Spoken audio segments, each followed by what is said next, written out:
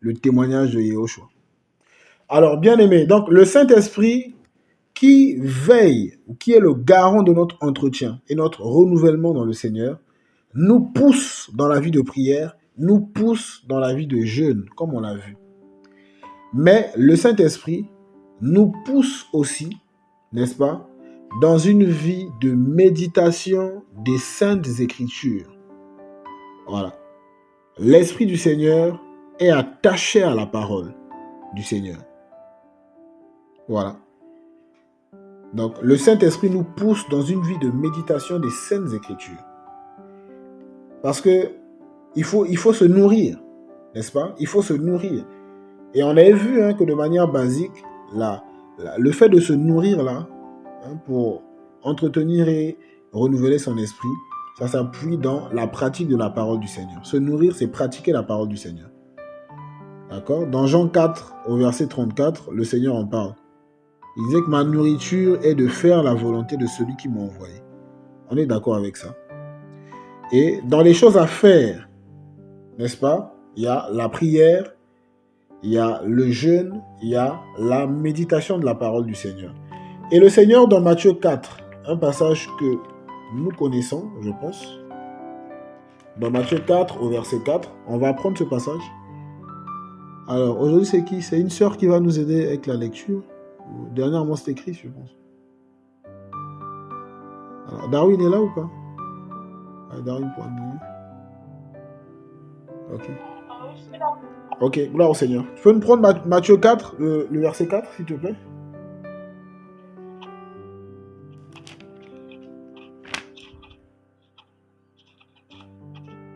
Bon, même depuis le verset 1, du verset 1 au verset 4. Matthieu. Voilà. Matthieu chapitre 4, verset 1 à 4. Alors Jésus fut emmené par l'Esprit dans le désert pour être tenté par le diable. Après avoir jeûné 40 jours et 40 nuits, finalement il eut faim. Et le tentateur, s'étant approché, lui dit: Si tu es le fils de Elle, ordonne que ces pierres deviennent des pains. Mais Jésus répondit et dit: Il est écrit, l'homme ne vivra pas de pain seulement. Oui, non, mais de toute parole qui sort de la bouche de Dieu. Waouh, amen, gloire au Seigneur. Quelle belle parole du Seigneur. Alors, la Bible nous dit ici que l'homme ne vivra pas seulement de pain, n'est-ce pas? L'être humain ne vivra pas de pain seulement. L'homme ne vivra pas seulement de pain, mais de toute parole qui sort de la bouche d'Élohim. Toute parole qui sort de la bouche du Seigneur. La parole du Seigneur a un grand rôle, n'est-ce pas, dans notre alimentation spirituelle. La parole du Seigneur. N'est-ce pas? Voilà. S'alimenter en esprit est aussi synonyme, n'est-ce pas, de vivre la parole, de connaître la parole et de la vivre. N'est-ce pas? Voilà. C'est ça aussi s'alimenter en esprit. Connaître la parole. Méditer la parole. Vous voyez? Voilà. Alors, cette parole du Seigneur, bien évidemment, comme vous le savez, a été mise par écrit. N'est-ce pas? Voilà. A été mise par écrit. On voit déjà avec Moïse comment le Seigneur demandait à Moïse d'écrire toutes ces paroles qui sortaient de sa bouche. Donc le Seigneur a permis à ce que toutes les paroles qui sortaient de sa bouche ou toutes les paroles qu'il sortait par la bouche d'un de ses serviteurs, n'est-ce pas? Donc il a parlé à ses serviteurs et il demandait à ses serviteurs de mettre cette parole par écrit. On le voit avec Moïse, on le voit avec Jérémie par exemple.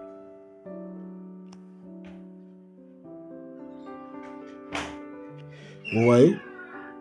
Donc, Moïse va mettre les paroles du Seigneur par écrit. Jérémie va mettre les paroles du Seigneur par écrit. Et lorsqu'on prend un passage dans 2 Timothée et tous les autres prophètes, donc c'est vraiment la parole du Seigneur mise par écrit. Voilà. Donc, dans la Bible, on retrouve plusieurs paroles du Seigneur mises par écrit. Voilà. Et dans 2 Timothée 3, 2 Timothée chapitre 3, on va lire à partir du verset 14. 2 Timothée chapitre 3,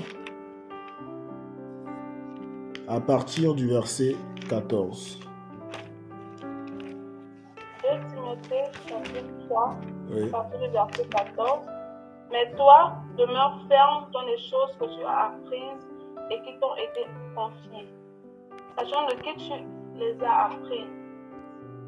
Vu même que dès ton enfance, tu as la connaissance des saintes lettres qui peuvent te rendre sage pour le salut par la foi en Jésus-Christ.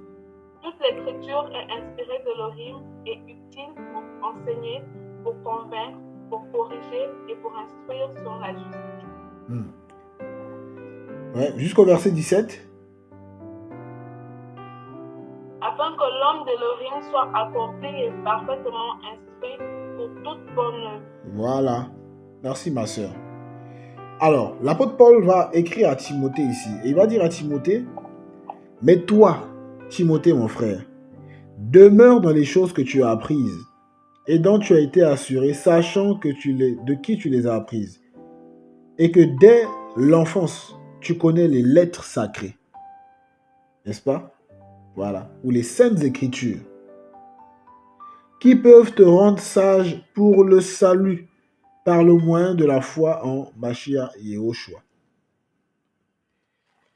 Les Écritures, mes bien-aimés, la méditation des Écritures nous permet de nous entretenir en esprit et de connaître un développement, une croissance en esprit.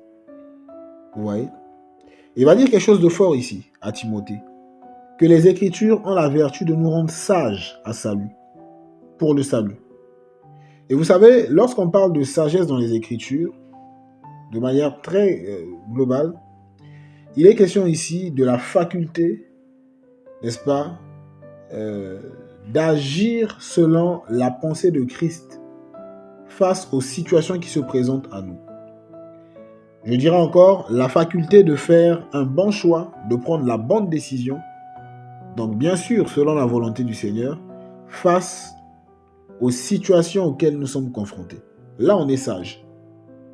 C'est-à-dire que si quelqu'un aujourd'hui vient et me maudit ou m'insulte, je serai sage si et seulement si, face à cette situation, je décide de prendre la bonne décision ou de faire le bon choix en relation avec la parole du Seigneur. Et cette bonne décision ou ce bon choix, dans ce cas-là, serait le fait de bénir la personne. Pourquoi? Parce que le Seigneur a dit que face à la malédiction, il faut bénir. Il dit bénissez ceux qui vous maudissent. Amen. Là, je suis sage. Là, j'ai été sage. N'est-ce pas? Donc, c'est la faculté d'agir selon la pensée de Christ face à une situation devant laquelle nous sommes confrontés. C'est ça la sagesse. Être sage, c'est ça, mes frères. Voilà. C'est vraiment manifester cette faculté-là qui nous permet de discerner, de faire le bon choix, de prendre la bonne décision en relation avec la parole du Seigneur, n'est-ce pas, face à une situation à laquelle nous sommes confrontés. Voilà. Si quelqu'un me persécute, si quelqu'un me traite mal, n'est-ce pas, je serai sage si et seulement si, dans cette situation, je prie pour la personne. J'intercède pour la personne, pour que le Seigneur lui fasse du bien, lui fasse grâce. Pourquoi? Le Seigneur Yehoshua l'a dit. Priez pour ceux qui vous maltraitent. Ça veut dire quoi? Face à la maltraitance des hommes, le bon choix ou la bonne décision à prendre serait de prier pour la personne qui te maltraite. Là, je suis sage. Et on nous dit que les saintes écritures, n'est-ce pas, la parole du Seigneur a la vertu de nous rendre sages et bien-aimés. A la vertu de communiquer à notre esprit de la sagesse. Quelqu'un qui demeure dans les saintes écritures, qui a une vie de méditation, c'est un homme, c'est une femme qui va davantage développer cette faculté. Vous voyez? C'est ça. Développer cette faculté. On reste dans le passage de 2 Timothée. On va aller en profondeur aujourd'hui. Amen. On va aller en profondeur. J'espère que vous êtes un peu éclairés par rapport à la sagesse là. Mais on va aller un peu plus loin. Vous voulez? On va aller un peu plus loin. On revient dans 2 Timothée tout à l'heure. Prenons un passage ensemble dans Hébreux 5. Alors, ma soeur Darwin, on va prendre Hébreux chapitre 5. Voilà.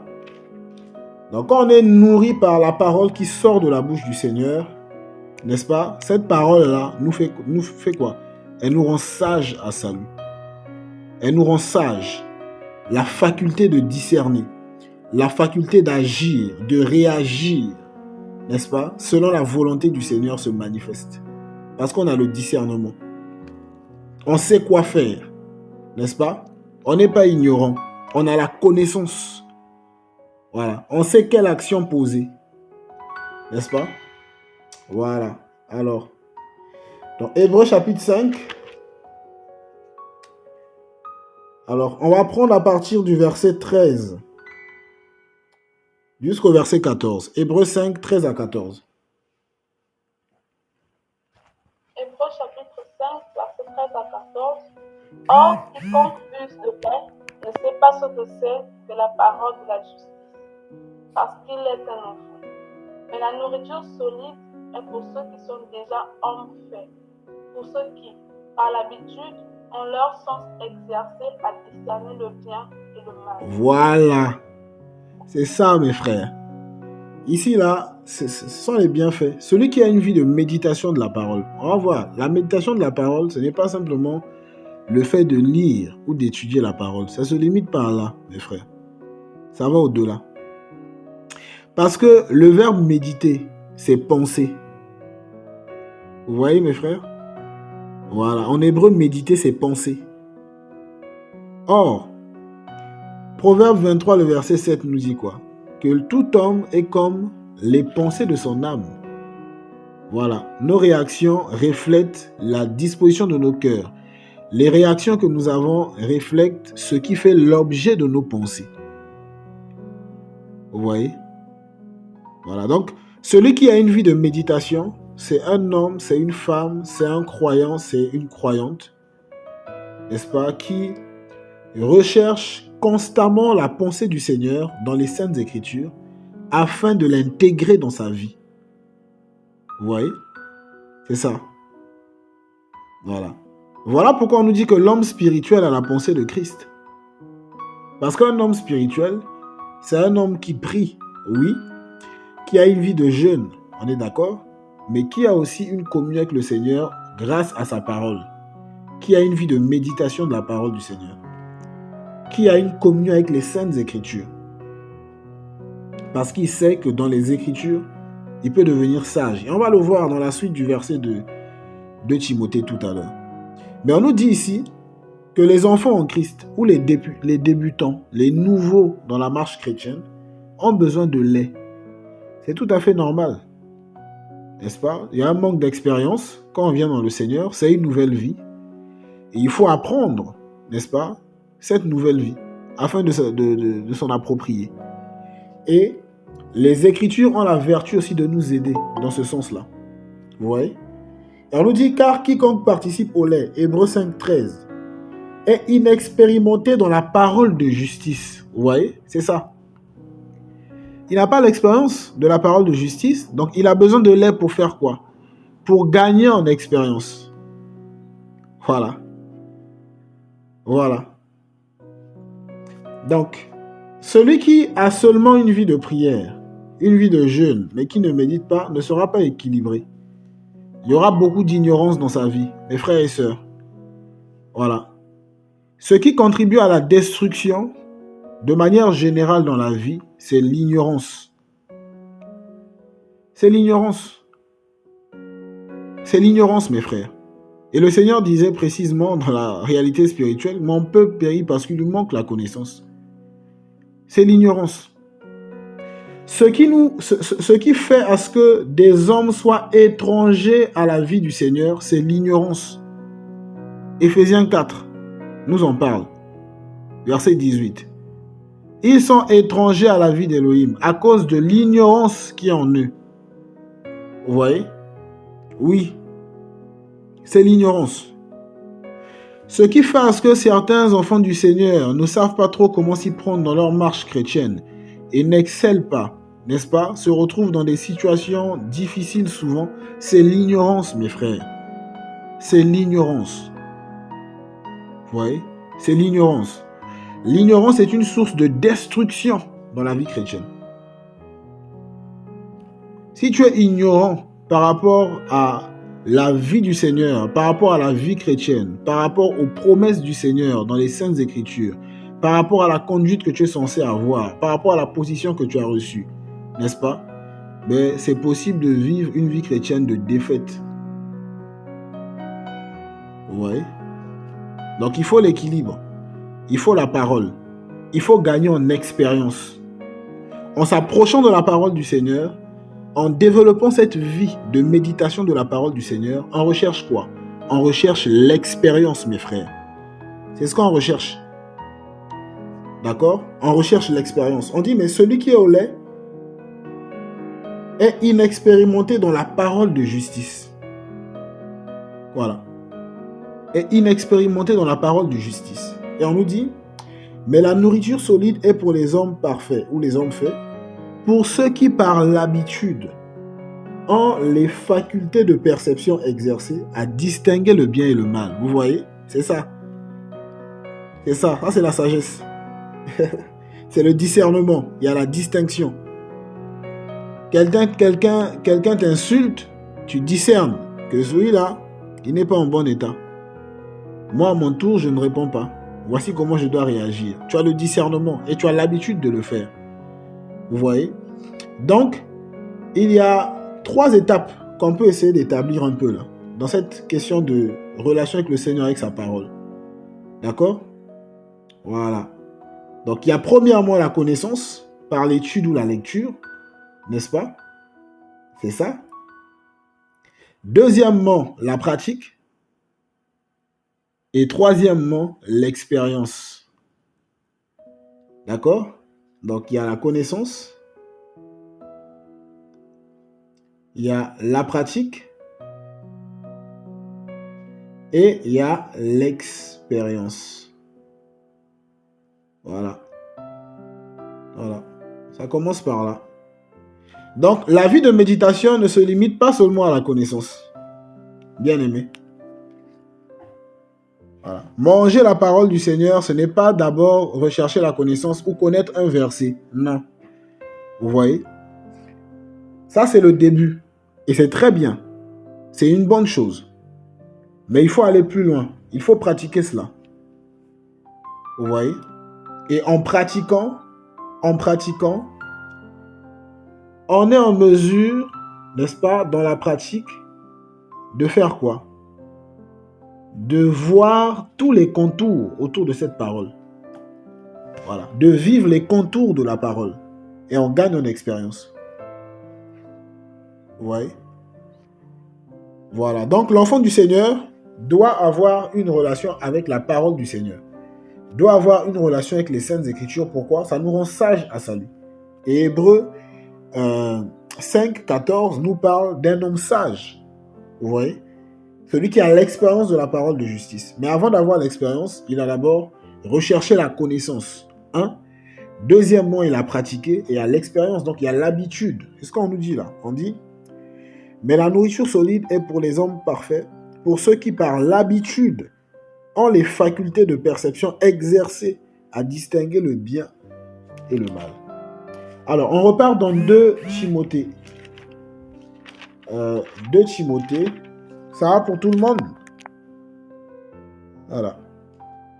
J'espère que ça nous fait du bien.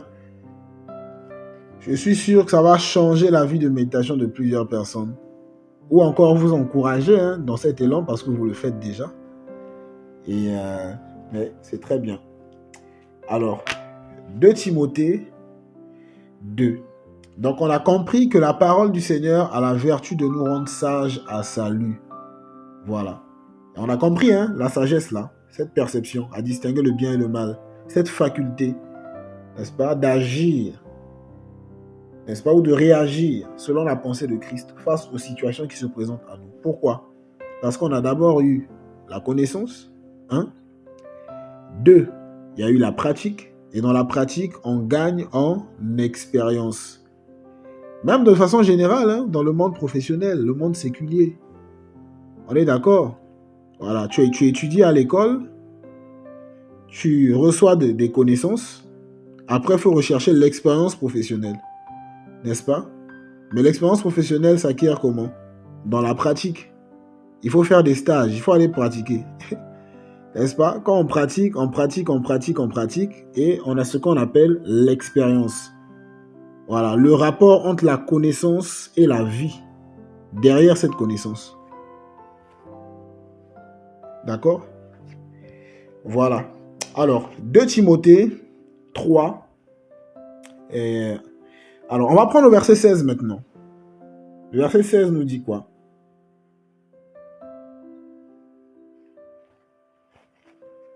Darwin, t'es là? Oui. Ok. Tu peux lire le verset 16, s'il te plaît? Ok.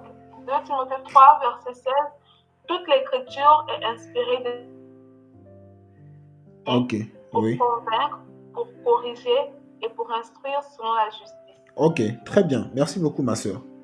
Alors, bien aimé, regardez un peu ce qui se passe ici. Hein. On nous dit que toute écriture, ou toute écriture est inspirée d'Élohim.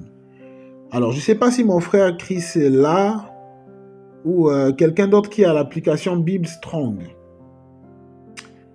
C'est possible de nous vérifier ce mot-là dans l'application Bible Strong. Toute écriture est inspirée. Le mot inspiré. Mon frère Chris, t'es là? Oui, je suis là. Je vais vérifier. Ok, merci Bonsoir. beaucoup. Bonsoir, mon frère Chris. Ah, je peux écouter ta voix depuis là. Là, au Seigneur. Ouais. Donc, le mot inspiré,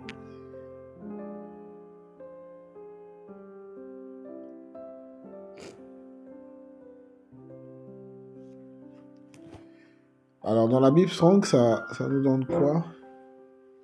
Je pense que... inspiré, attendez. Je pense que c'est collé, hein? Oui, c'est collé. C'est collé. Ok. Ok, je pense que c'est dans... Quand on prend un lexique comme Eastword ou encore Bible Online, on peut mieux retrouver l'étymologie du mot inspiré, insoufflé. C'est en anglais. Hein. En anglais, hein? Ok, vas-y. Oui? Ouais. Ok. Donc, littéralement, ça veut dire en fait que derrière chacune des écritures, n'est-ce pas, il y a eu le souffle du Seigneur. Il y a eu le Seigneur qui a soufflé, qui a communiqué cela aux écrivains de la Bible. Ouais. Donc, ces paroles sont inspirées du Seigneur, en fait. D'accord? Et voilà pourquoi... Ça, inspiré. Inspiré, ok. Voilà. Inspiré. Inspired by God. Voilà, c'est ça. Donc, voilà pourquoi ça a la vertu de nous rendre sages. Parce que le Seigneur est celui qui est sage. Vous voyez? Donc, toutes les paroles que le Seigneur inspire, lorsque nous recevons la connaissance de ces paroles, nous les pratiquons, ben, nous avons de l'expérience. On devient sage. Vous voyez? On devient sage. Et l'apôtre Paul va maintenant décrire le processus qui nous emmène vers la sagesse. Les bienfaits de cette parole, n'est-ce pas? L'œuvre de la parole dans nos vies pour nous emmener à être sages à salut. D'accord? Alors, on nous dit quoi? On nous dit toute écriture inspirée d'Élohim est utile. Pourquoi? Pour la doctrine ou pour enseigner. D'accord? Donc la parole a la vertu de nous enseigner, de nous donner un caractère, un mode de vie. N'est-ce pas? Celui qui s'attache à la parole, celui qui demeure dans la parole, celui qui médite les Écritures, n'est-ce pas? Sa vie finira par changer. Son caractère finira par changer. Pourquoi? Il va être délivré de l'ignorance. Parce que quand on vient dans le Seigneur, nous sommes des enfants. donc des ignorants, des népios. Comme on l'a vu dans le passage d'Hébreux 5, là, au verset 13. Celui qui est encore au lait est un enfant. Dans le grec, c'est népios. Et ça parle de l'ignorant, celui qui n'a pas la connaissance. Ouais. Et donc, on fait beaucoup de choses par ignorance. On ne fait pas exprès. C'est parce que c'est une nouvelle vie. Il y a des réalités qui nous échappent. Nous sommes ignorants. Et avec le contact de la parole, la connaissance de la parole, on est enseigné. C'est-à-dire, on reçoit des connaissances sur le mode de vie du Seigneur. N'est-ce pas? Comment nous devons parler? Comment nous devons nous comporter? Comment nous devons nous conduire? On est éduqué, si vous voulez. Alors, donc ça nous enseigne, ça nous convainc. La parole du Seigneur apporte la véritable conviction dans nos cœurs. Ça vient enlever toutes les fausses convictions. Comme la théorie de Darwin, là, n'est-ce pas? La théorie de l'évolution. Voilà. On est conscient, fortement, que le monde a été créé par le Seigneur. Que l'homme n'est pas le produit de l'évolution. Et plusieurs autres fausses convictions. La philosophie de ce monde-là, n'est-ce pas? La parole vient rétablir l'ordre dans nos vies. Toutes les fausses convictions sont mises de côté, n'est-ce pas? Quand on a vraiment une relation avec les Saintes Écritures, quand on a vraiment une vie de méditation, cette connaissance-là apporte ça. Les fausses convictions partent de côté. Les convictions qui laissent entendre ou laissent croire, n'est-ce pas, que c'est pas possible que quelqu'un soit guéri du sida par la prière. Ah, mes frères, quand on lit la parole, on a accès à la réalité du Tout-Puissant. Quand on comprend ça, on se dit, rien n'est impossible au Seigneur. Oui. Donc les mauvaises convictions là, qui viennent dire, ah non, c'est fini, ah, c'est pas possible que quelqu'un soit guéri du sida. C'est-à-dire, la parole est la source de notre foi. Quand on dit grandir dans la foi, c'est grandir dans la connaissance de la parole, c'est grandir dans la pratique de cette parole et avoir de l'expérience. C'est ça, grandir dans la foi. Ouais. Donc, la parole nous corrige aussi. Mais déjà, la conviction. Ensuite, on parle de la correction. La parole nous corrige. Celui qui n'a pas une relation avec le Seigneur au travers de ses Écritures, celui qui n'applique pas son cœur, comme ce fut le cas d'Esdras, à rechercher le Seigneur dans les Saintes Écritures, aura du mal à être corrigé. Il y a tellement de choses à corriger dans nos vies. Corriger ici, là, c'est le châtiment. Voilà. C'est l'éducation. Oui. Voilà. Donc, la parole a cette vertu-là, de nous éduquer, de nous corriger, de nous reprendre.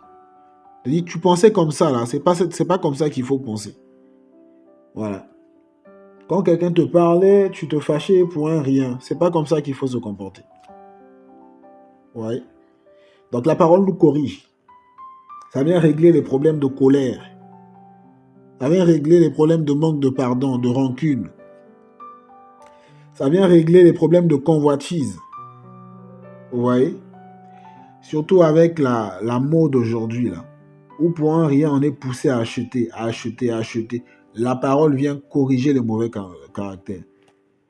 La parole vient nous apprendre à partager. Ça vient corriger le comportement d'égoïsme. N'est-ce pas? Voilà. La parole vient nous éduquer, vient nous corriger. Donc, celui qui n'a pas cette vie-là aura du mal à être corrigé par le Seigneur. C'est vrai, le Seigneur peut nous corriger par la prière, c'est-à-dire l'Esprit nous parle directement, il nous donne des songes, on écoute sa voix, on est d'accord avec ça. Mais il y a une correction aussi profonde avec les Saintes Écritures. Ouais. Voilà. Donc ça apporte la correction pour l'éducation dans la justice ou l'instruction dans la justice, afin que l'homme d'Élohim soit complet, accompli pour toute bonne œuvre. Voilà. Donc, pour faire une bonne œuvre, quelle que soit l'œuvre que l'on veut faire dans le cadre du royaume du Seigneur, la Bible nous parle de l'action de la parole, mes frères. Quelle est l'œuvre que tu aimerais faire? Aimerais-tu devenir un évangéliste? Aimerais-tu prendre soin des pauvres, des orphelins, des veuves? Mais si tu n'as pas été au contact de la parole, tu ne seras pas prêt, mon frère, tu ne seras pas prête, ma sœur, à prendre soin des veuves et des orphelins. Si la parole n'a pas fait son œuvre dans ton cœur. Veux-tu devenir un apôtre? Est-ce que le Seigneur t'appelle à devenir un pasteur? Si la parole n'a pas eu ses effets dans ta vie, si tu n'as pas une relation avec la parole du Seigneur, si tu n'as pas une vie de méditation des Saintes Écritures, ben, tu vas causer des dégâts. Voilà. Je causerai des dégâts, tu causeras des dégâts partout où tu passeras, partout où je passerai. Vous voyez? Voilà. À cause de l'ignorance. À cause de l'ignorance. Vous voyez? Voilà. Donc, on ne s'improvise pas dans la vie chrétienne. C'est une vie qui est là, clairement définie, ou dans les Saintes Écritures. Il faut rechercher la connaissance de cette vie, n'est-ce pas? La pratiquer et se faire une belle expérience grâce au Seigneur. Alléluia. En tout cas, gloire au Seigneur. Vous êtes là, mes frères? Ok. Voilà, Hébreux 5, 13 à 14. Ok. On a aussi pris 2 Timothée 3, 14 à 17. Donc, mes frères, c'est très important. Dans l'entretien et le renouvellement de notre esprit, il faut l'action de la parole. Il faut une vie de méditation. D'accord? Ok. J'espère que ces passages sont clairs pour tout le monde. Alors, on va voir le résumé de ce que je viens de dire là. Ce dont je viens de parler. Dans un passage que nous connaissons, hein, dans Josué. Josué chapitre 1.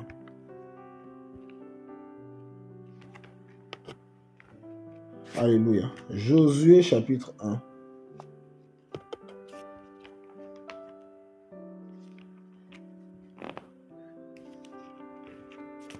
Le verset 8. Ma soeur Darwin, tu peux prendre ça pour nous, s'il te plaît. Josué 1.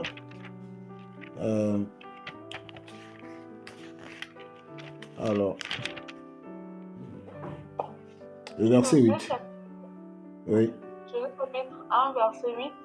Que ce livre de la loi ne s'éloigne point de ta bouche, mais médite-le jour et nuit pour agir fidèlement selon tout ce qui y est écrit. Voilà. Que ce livre de la... Alors que tu auras du succès dans tes entreprises, c'est alors que tu réussis. Amen. On dit que ce livre de la loi ne s'éloigne point de ta bouche. Or, Matthieu 12, 34 nous dit que c'est de l'abondance du cœur que la bouche parle. En d'autres termes, que ce livre de la loi ne s'éloigne point de ton cœur. Pourquoi? Proverbe 4, 23 dit que c'est du cœur de l'homme que procèdent les sources de la vie. Les actions que nous posons, les pensées que nous entretenons, n'est-ce pas? Ça procède du cœur. C'est du cœur de l'homme que procèdent les sources de la vie. N'est-ce pas? Voilà. Que ce livre de la loi ne s'éloigne point de ta bouche. Que ce livre de la loi ne s'éloigne point de ton cœur. Matthieu 12, 34. Car c'est de l'abondance du cœur que la bouche parle.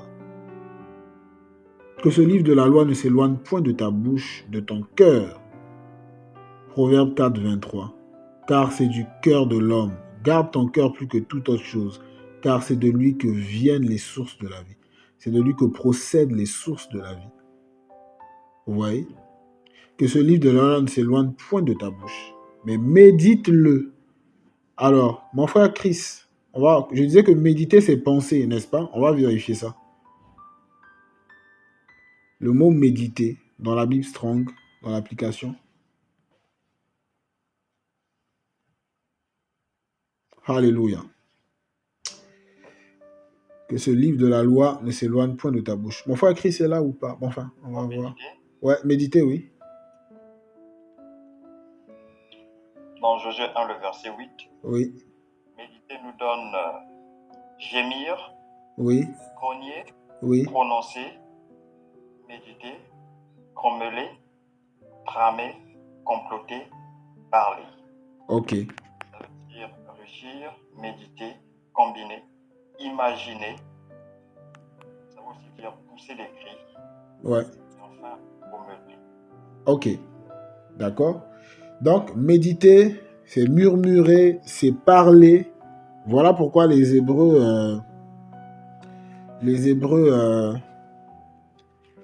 murmuraient la loi, n'est-ce pas? Voilà, quand ils lisaient les Saintes Écritures, ils murmuraient.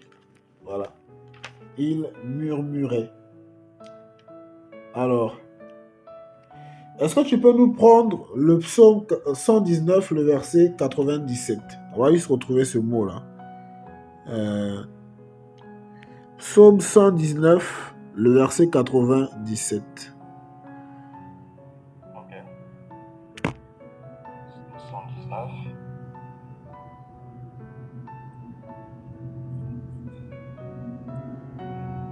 Psaume 119, verset 97. Combien j'aime ta loi, elle est tout le jour l'objet de ma méditation. Ok. Et le mot méditation signifie quoi, s'il te plaît, dans ce Ça donne passage? méditation. Oui, Méditation, réflexion, oui. prière, dévotion. Voilà. Donc, il est vraiment question ici de la réflexion aussi. N'est-ce pas? Voilà, en d'autres termes de la pensée. Hein. Donc, méditer, c'est ça. On dit que ce livre de la loi ne s'éloigne point de ta bouche. N'est-ce pas? On a compris, hein? Matthieu 12, 34. Donc, de ton cœur, médite le jour et nuit. N'est-ce pas? Que ce soit l'objet de ta réflexion, de ta pensée. Et on nous dit, afin de veiller à agir selon tout ce qui y est écrit. Ça, c'est la conséquence. Donc, quand on médite la parole, il y a l'enseignement, selon 2 Timothée 3, verset 16, n'est-ce pas? Il y a l'enseignement, il y a la conviction, il y a la correction et toutes ces choses-là que ça apporte dans nos vies, n'est-ce pas? De ce fait, on fait quoi? On agit selon ce qui est écrit. C'est bon? Ok. Donc, lorsqu'on médite la parole du Seigneur, lorsqu'on s'attache à la parole du Seigneur, lorsqu'on murmure la parole du Seigneur, lorsqu'on récite la parole du Seigneur, lorsqu'on on rentre en possession de la connaissance de la parole du Seigneur, d'accord? Il y a tout ça. Cette parole-là nous enseigne, elle nous corrige, n'est-ce pas? Elle nous éclaire, elle nous éduque, d'accord? Et il y a la pratique et l'expérience. De ce fait, on agit selon ce qui est écrit. Comme j'ai dit, hein, la sagesse. Amen. Voilà. La sagesse. On grandit en sagesse pour le salut. Voilà. Agir selon ce qui est écrit, c'est cela. C'est cela. Quelqu'un te fait du mal. Quelqu'un se comporte très mal à ton égard. N'est-ce pas? Agir selon ce qui est écrit, c'est pardonner à cette personne. On est d'accord? Voilà. C'est la sagesse. Tu as la faculté d'agir selon ce qui est écrit. Pourquoi? Parce que tu as une vie de méditation. Avoir une vie de méditation, c'est avoir une vie de réflexion autour de la parole du Seigneur. Avoir une vie de méditation, c'est avoir une vie, n'est-ce pas, où notre pensée est tournée vers la parole du Seigneur. C'est ça, la vie de méditation. Oui, mes frères, c'est ça. Notre pensée est tournée vers la parole du Seigneur. Notre réflexion est tournée vers la parole du Seigneur. On murmure la parole du Seigneur. N'est-ce pas? Voilà, on en parle, la parole du Seigneur. Elle est là dans notre cœur. On s'y plaît, malgré sa correction. On s'y plaît, quand bien même cette parole ne va pas toujours dans la direction que nous pouvons choisir. Mais on aime quand même cette parole. Et David disait, mais combien j'aime ta loi. Elle est chaque jour l'objet de ma méditation. Oh, alléluia. Elle est chaque jour l'objet de ma méditation. Quand je réfléchis là, c'est la parole du Seigneur. Et c'est un exercice, comme on l'a vu, l'exercice de la piété. S'exercer à la piété, c'est aussi ça, mes frères. C'est aussi ça, bien aimé, s'exercer à la piété. Et regardez, je ne sais pas si ça va pour tout le monde. Ça va? Le lien entre Josué 1, 8, 2 Timothée 3, 14 à 17, ça va? Le lien est clair? Ok, gloire au Seigneur. Voilà, on agit selon ce qui est écrit. Et agir selon ce qui est écrit, c'est manifester de la sagesse à salut. D'accord? C'est ça.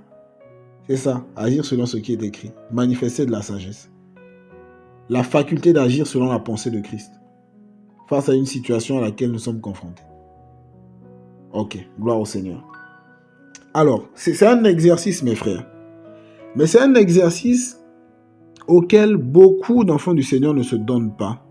Si vous êtes sincère, vous allez reconnaître avec moi que beaucoup de chrétiens prient beaucoup même, mais méditent peu. Voilà. Le désir d'aller prier, n'est pas souvent équilibré quant au désir, n'est-ce pas, d'étudier la parole du Seigneur. Ouais, d'étudier la parole du Seigneur. De rechercher la connaissance qui nous emmène à la pratique et à l'expérience. Ouais. Et ce sont des choses que nous pouvons demander au Seigneur. Je vais donner des conseils très simples tout à l'heure, d'accord, pour nous encourager vraiment à cette vie. Mais avant, il est important de savoir que tout ce dont je viens de parler là ne peut pas voir le jour si l'esprit ne nous aide pas. Ça, c'est très important. Voilà. Pour avoir la connaissance, pour comprendre un verset biblique, il faut vraiment que le Saint-Esprit soit à l'œuvre. Vous voyez? Voilà. Et quand on prend un passage dans Éphésiens 1, le verset 18, on va prendre deux passages. Un premier dans Éphésiens 1, on va prendre même trois passages. Donc, un premier passage dans le psaume 119 d'abord. Voilà. Dans le psaume 119, que nos yeux s'ouvrent par rapport à la parole. C'est ça ma prière. Toutes les fois que tu ouvriras la Bible pour rechercher la connaissance du Seigneur, que cette connaissance te soit accordée au nom de Yeshua. Toutes les fois que tu ouvriras la Bible pour rechercher le Seigneur dans sa parole, afin de connaître des choses, pour les pratiquer, de grandir en expérience, que cela soit ton partage, au nom de Yeshua. Que l'Esprit du Seigneur ouvre tes yeux, que l'Esprit du Seigneur te donne la compréhension, que l'Esprit du Seigneur te donne une passion, une soif pour les Saintes Écritures, et que tes yeux s'ouvrent, qu'il n'y ait pas d'embrouillamini, qu'il n'y ait pas de flou, au nom de Yeshua, car à nous, il a été donné de comprendre les mystères du royaume. Dans le psaume 119,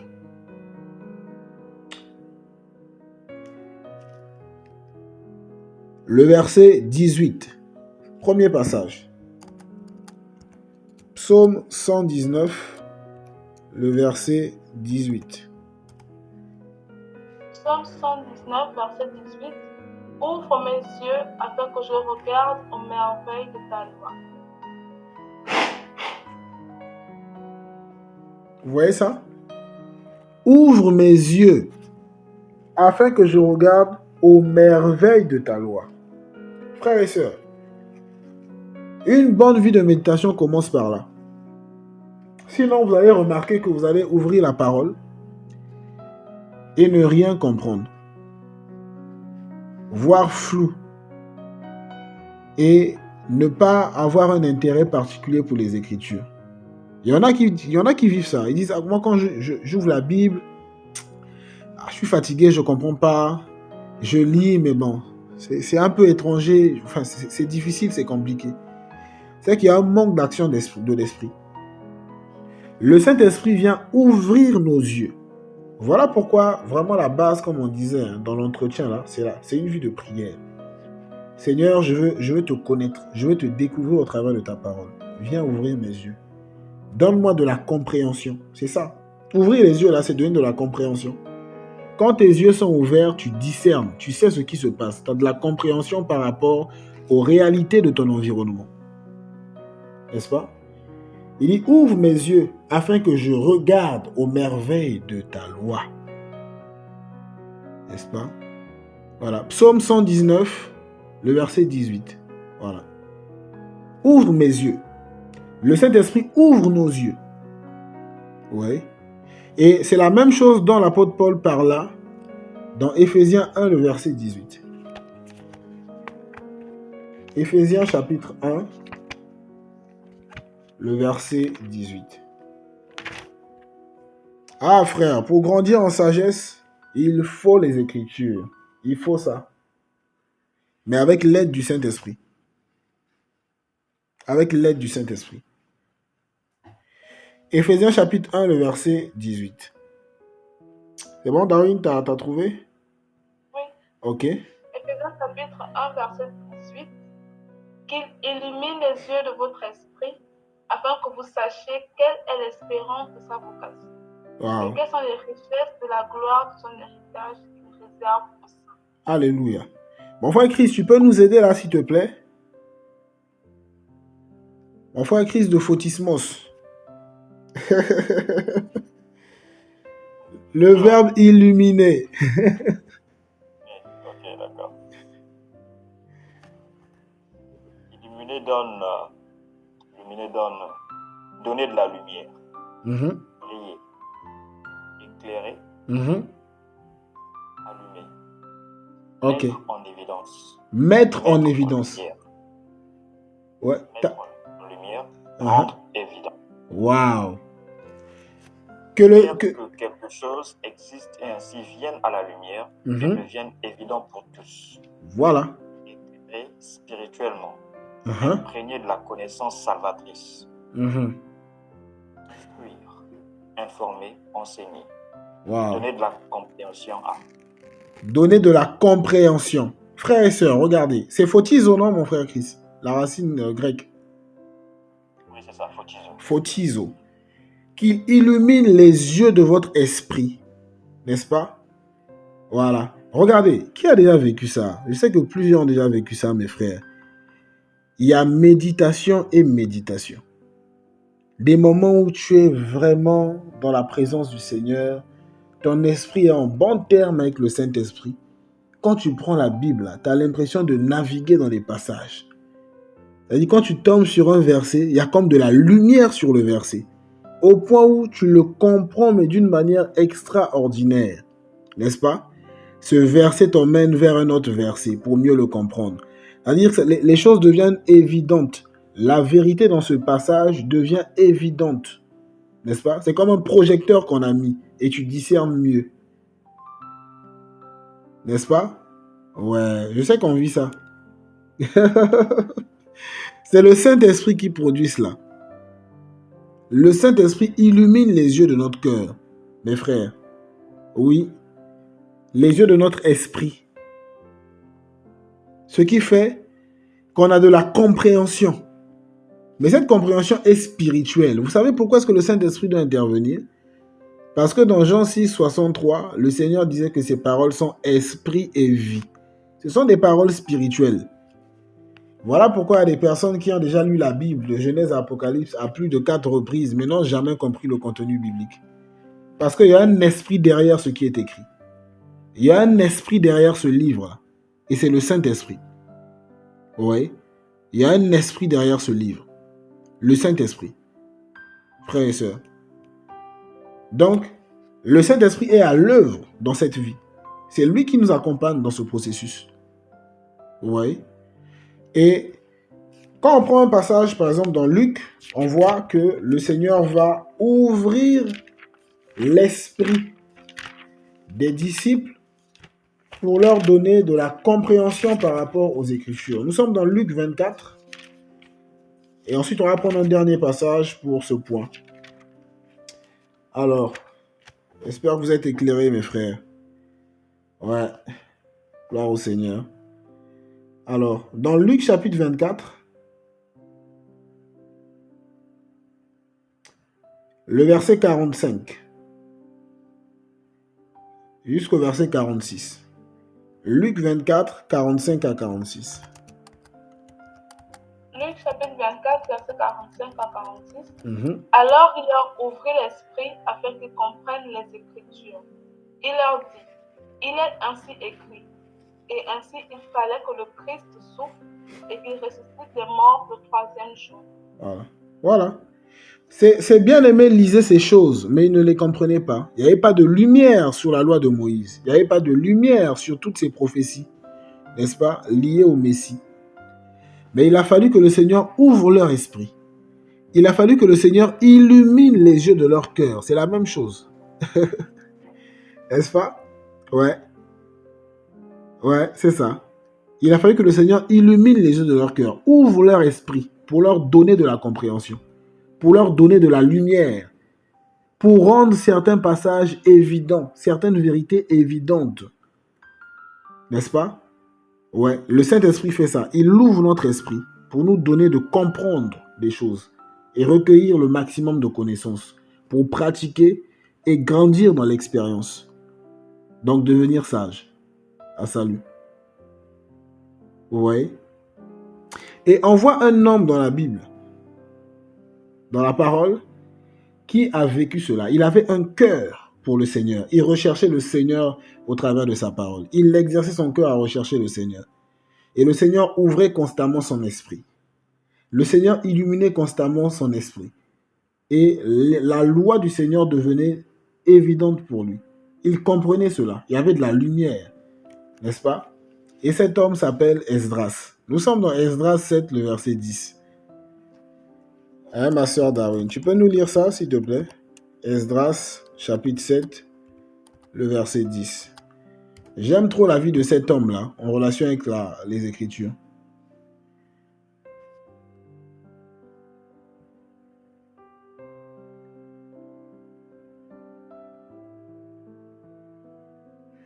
Esdras, chapitre 7, le verset 10.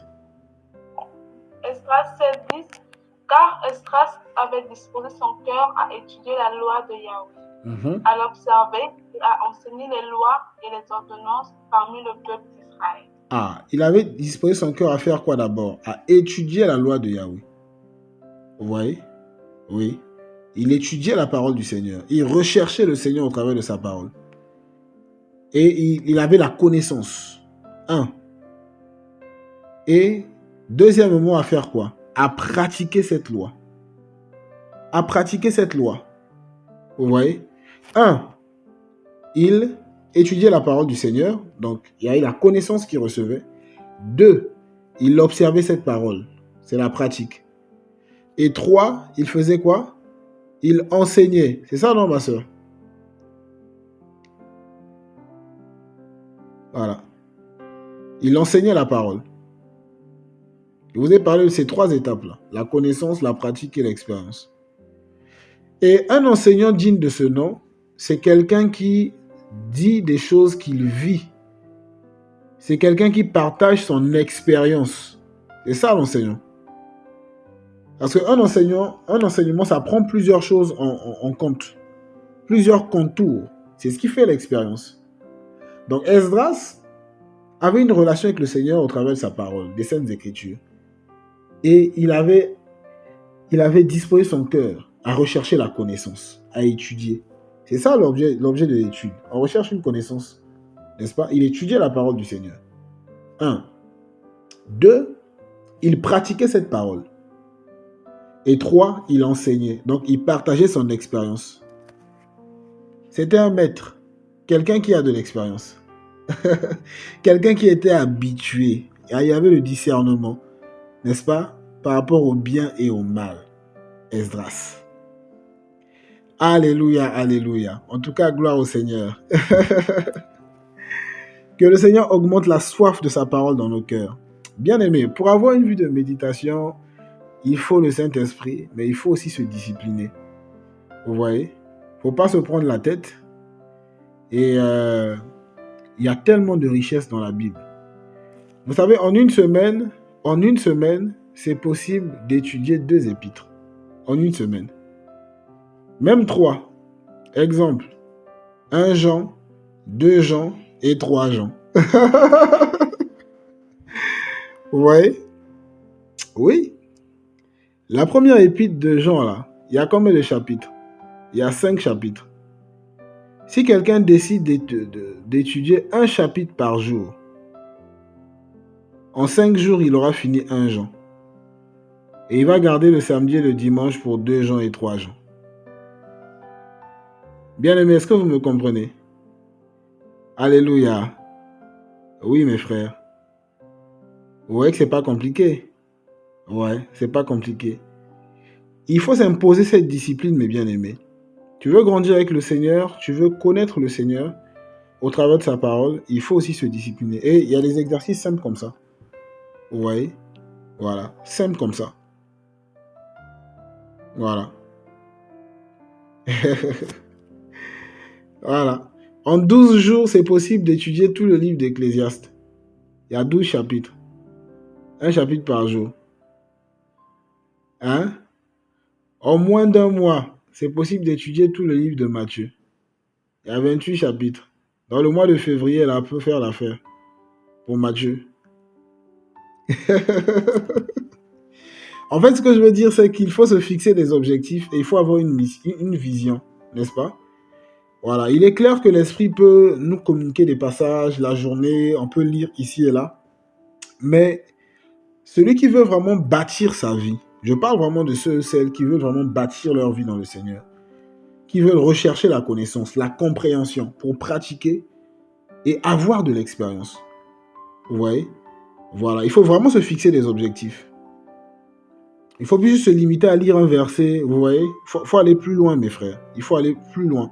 Et pour aller plus loin, il faut de la discipline. Il faut se fixer des objectifs. Voilà. Dans ta vie de méditation, fixe-toi des objectifs et tu verras le Seigneur te surprendre. Tu verras le Seigneur te faire du bien. Au-delà des enseignements que tu peux recevoir, au-delà des éclairages que tu peux recevoir, au-delà des pensées qui peuvent te venir, tu lis un verset rapidement. Si tu veux avoir une vie chrétienne stable, il faut se fixer des objectifs dans cette démarche-là, de rechercher la connaissance du Seigneur. Vous voyez? Voilà, ça aide énormément, ça aide beaucoup. Enfin bref, on a beaucoup parlé de ce moyen. J'espère que c'est clair pour tout le monde. Vous êtes là? Alléluia. Gloire au Seigneur. Alors, ça va pour tout le monde? C'est clair? Ok. Ok. Darwin dit oui, Mathieu dit oui, les autres aussi disent oui. Hein. Voilà. Ok. Ok, vous êtes bénis. Ok, gloire au Seigneur. Donc, on a fait un peu le tour. Ok, gloire au Seigneur. Voilà, donc il faut vraiment se fixer des objectifs, mes frères. Vous savez, la marche par l'esprit n'exclut pas aussi la discipline. D'ailleurs, ça n'exclut pas les efforts. Vous voyez, plusieurs personnes se disent « Ah, moi, vraiment, le Saint-Esprit doit me guider. Je me réveille un matin, j'ai toute la Bible qui me vient comme ça. » Ça n'arrivera jamais. Ah oui, oui. Il faut être éprouvé. Il faut de la discipline. Voilà. Il faut de la discipline, mes frères. La sagesse, il y a un prix. Voilà. Il y a un prix. Voilà, mes frères et sœurs. Je pense qu'on va s'arrêter par là. Voilà. On va s'arrêter par là pour aujourd'hui. Et voilà, à cause de l'heure. Hein. Ok. Voilà. Bah, où on va finir avec le chant. Hein? Et puis prochainement, si le Seigneur permet, on parlera de la communion fraternelle. Vous voulez bien? Ok. Dites-moi un peu ce que vous en pensez là. Darwin, t'es là, je commence par toi. On s'arrête par là où on parle rapidement du chant.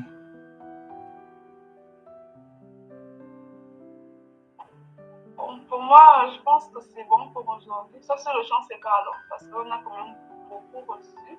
Voilà. Donc, personnellement, ça va pour aujourd'hui. Ça va pour aujourd'hui. Je suis d'accord avec toi, ma soeur. Mathieu, qu'est-ce que tu en penses? Je pense que oui, c'est mieux qu'on s'arrête là aujourd'hui. Je pense que le chant, c'est des sujets qui méritent aussi d'être développés en long large. Je pense que de s'arrêter là et on pourra digérer cette parole et nous rencontrer la prochaine fois. Amen, gloire au Seigneur. Voilà, moi je suis d'accord avec mon frère Mathieu et ma soeur Darwin. Les autres sont d'accord aussi, non? Ma soeur Tabitha, qu'est-ce que tu en penses? Je suis du même avis que vous. Ah, gloire au Seigneur. Gloire au Seigneur. Ok, donc on va s'arrêter par là pour aujourd'hui. Voilà. C'est quelque chose qu'il faut bien digérer, n'est-ce pas? Voilà, il faut bien digérer. J'espère que vous êtes encouragés. J'espère que c'était pas trop compliqué. Voilà, j'ai vraiment essayé de communiquer la chose. L'objectif est de vraiment nous challenger, comme on dit. Voilà, dans cette vie de méditation, c'est pas quelque chose de trop compliqué, vous voyez. Voilà, il faut vraiment se fixer des objectifs, se dire, je dois connaître le Seigneur. Je dois connaître le Seigneur. Vous voyez, je dois connaître le Seigneur. Oui, je prie. oui, je jeûne. Et vous êtes d'accord avec moi que c'est pas toutes les fois que tu pries que tu reçois des passages bibliques. Vous voyez? Voilà, c'est pas à tout moment lorsqu'on prie qu'on a des sensibilités par rapport aux passages bibliques. Et voilà. Et donc, l'Esprit nous conduit aussi dans une vie d'étude de la parole du Seigneur, comme ce fut le cas d'Esdras. Ouais, il faut être aussi sensible à cela. Voilà, il faut être aussi sensible à cela. En général, les Africains n'aiment pas la lecture. Ça, c'est l'un des problèmes, des soucis majeurs. Mais le Saint-Esprit aime la lecture. Voilà pourquoi il a inspiré des écrits. Ouais, donc, lorsqu'on vient au Seigneur aussi, les Saintes Écritures nous corrigent dans ce sens-là. Si à l'école, on n'aimait pas la lecture, l'Esprit vient nous aider. Vous imaginez un peu des hommes comme Pierre, comme Jean. On nous dit dans Actes chapitre 4 que c'était des hommes sans instruction. Vous vous souvenez, mes frères? Des hommes sans instruction.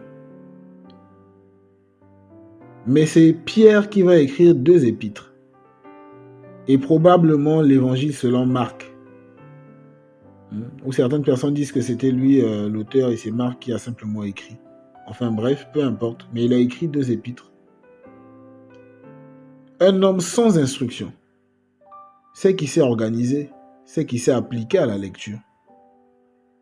Vous voyez? Et on nous parle de Jean.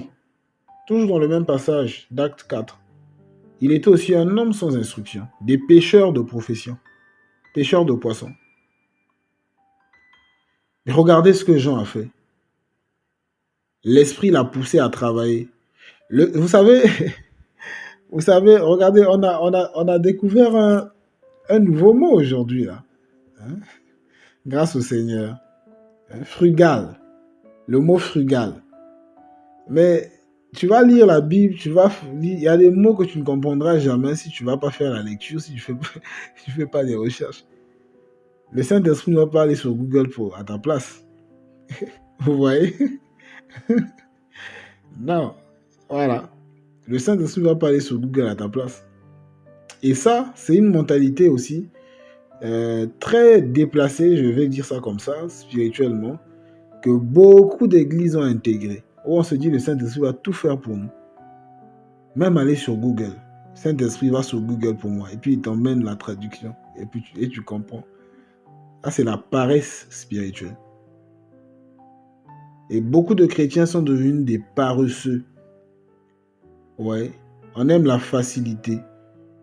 Où le Saint-Esprit m'ouvre la compréhension. Frère, Jean était un homme sans instruction. Il a écrit 1 Jean, 2 Jean, 3 Jean, et même le livre d'Apocalypse. Il a appris à écrire. L'Esprit agit lorsqu'on est dans l'action. On dit même, voici les signes qui accompagneront ceux qui auront cru. Et on nous dit que l'Esprit les accompagnait. Les signes les accompagnaient dans le témoignage. Ils n'étaient pas assis et puis ils ont eu des signes. Donc, il faut poser des actes. Achète un dictionnaire, n'est-ce pas? Voilà, va sur Google et l'Esprit va t'accompagner dans ça. Vous voyez?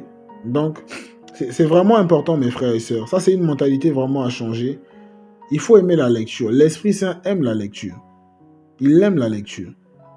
Regardez ce que Paul disait à Timothée. Donc, on a fini, mais je veux vraiment nous encourager avant qu'on prie un peu. Paul disait quoi à Timothée? Dans 1 Timothée 4. Et aujourd'hui, il y a beaucoup de soi-disant enseignants de la parole, et même des gens qui enseignent la parole du Seigneur, qui ne font pas ces petites choses-là. Vous voyez? Dans 1 Timothée 4, le verset 13. Ma sœur Darwin, tu peux lire ça pour nous? Juste la première partie du verset 13. Qu'est-ce que Paul a recommandé à Timothée? 1 Timothée 4, verset 13. Oui. Applique-toi à la lecture, à l'exhortation et à l'enseignement jusqu'à ce que je vienne. Applique-toi à quoi? D'abord, la première chose, c'est quoi? La lecture. Ah. Ça dit Timothée, applique-toi à la lecture. Vous voyez? Applique-toi à la lecture. Lis. Apprends à lire. Hein? Applique-toi à la lecture. Ouais, ce sont des petites choses, hein, mais qu'on peut souvent négliger, mes bien-aimés. Ouais. Voilà, qu'on peut souvent négliger. On peut se dire, ah, la Bible, là. Et vous voyez, il y a des chrétiens, oh Seigneur, qui se disent, ah, la vie, c'est la prière. On dit, le frère là, il prie beaucoup. La sœur là, elle prie beaucoup. Mais elle lit pas trop la Bible. On dit, ah, c'est une femme de prière. Frère, ne cherche pas à épouser seulement une femme de prière. Cherche à épouser une femme de prière, de jeûne et de parole. Ma sœur, ne cherche pas seulement à épouser un homme de prière. Cherche à épouser un homme de prière, de jeûne et de parole. Associe le tout. Ne néglige rien. La prière, c'est bien. Mais le tout, c'est mieux.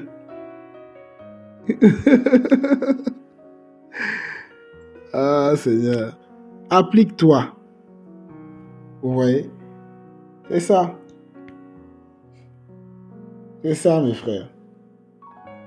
Donc, c'est ce passage que je tenais à vous donner pour terminer. Soyez tous bénis. Appliquons-nous à la prière. N'est-ce pas? Voilà. Que nos cœurs soient emmenés vers... Appliquons-nous à la lecture, autant pour moi.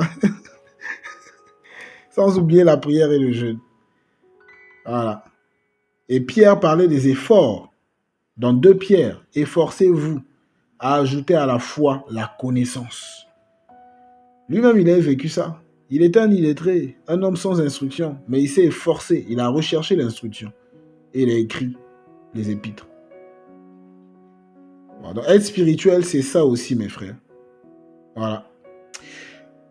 Allez, soyez encouragés, que le Seigneur nous conduise par son esprit à comprendre sa parole, n'est-ce pas? Voilà. Y a-t-il des questions?